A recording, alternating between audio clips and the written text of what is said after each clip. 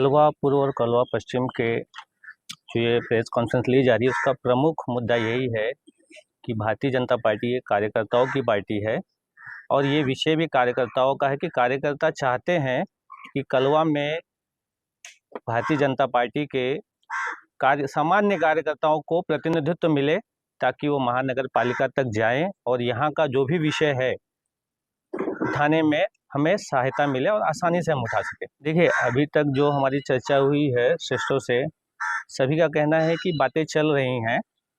अब कितना मिलेंगे ये अभी तक पता नहीं है, लेकिन हम हमारी ये भूमिका रख रहे हैं कि हमें कम से कम 50% दिया जाए ताकि 2017 से 2025 या 26 पकड़ लीजिए, टोटल 9 सालों के बीच में पार्टी कम की ताकद कम से कम कलवा में दुगनी हो चुकी है, ऐसा मेरा मानना है। नेमकी म्हणणं असं आहे की कळव्यामध्ये भारतीय जनता पार्टी ही खूप प्रमाणात वाढलेली आहे आणि कळव्यामध्ये सक्षम उमेदवार भारतीय जनता पार्टीकडे आहेत। युती वरिष्ठांनी केली तर आम्हाला कळव्यामध्ये 50% वाटा पाहिजे।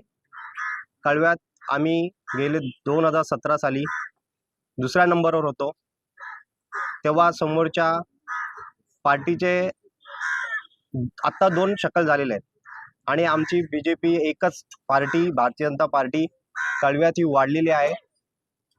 आमची मागणी 16 पैकी 8 जागेवर आहे।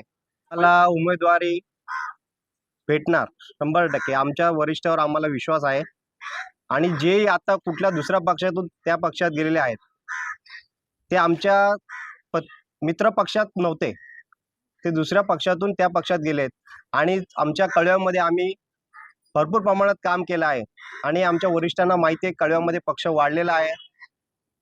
त्यांना आम्ही मागणी केलेली आहे, पत्रव्यवहार केलेला आहे आमचा। त्या पत्रव्यवहारमधून आम्हाला 2 दिवसात त्यांचं येणार आणि आम्हाला बोललेत की आपण कळव्याकरांना वाटा देणार बरोबरीचा। पातळीवरती होईल, पण या ठिकाणच्या कार्यकर्त्याची भावना वरिष्ठांपर्यंत पोहोचवायला पाहिजे। ही पोहोचवण्याचे वेगवेगळे मार्ग आहेत आणि त्याच मार्गात आम्ही सनदशीर मार्गाने मागणी करतोय ना। आम्ही कुठलाही विद्रोह करत नाही किंवा कुठल्या आम्ही युतीच्या विरोधात बोलत नाही आहे। सनदशीर मार्गाने आमची मागणी मांडलेली आहे आणि ही रास्त मागणी नेत्यांपर्यंत पण पोहोचवली आहे। पण ते मीडियाच्या मार्फत आपण सर्व आमचा लोकशाहीचे चौथा स्तंभ आहे, तुम्ही देखील आमची बाजू व्यवस्थितपणे या दोन्ही नेत्यांच्या तर्फे मांडाल अशी आम्हाला खात्री वाटते, म्हणून तुम्हाला पत्रकार परिषद हे आहे। कोणाला घ्यायचा RPI आहे, अजितदादांचा गट आहे, हा निर्णय वरिष्ठ पातळीवरती घेतले।